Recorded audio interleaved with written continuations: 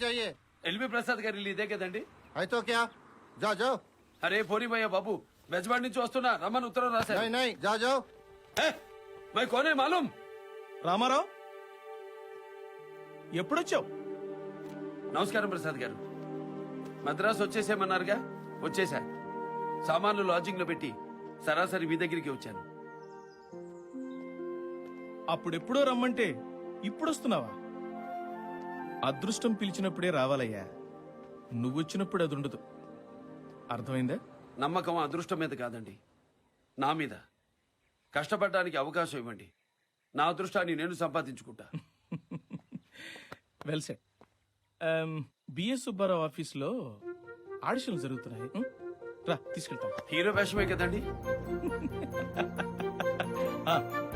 Hero వేషం. రా.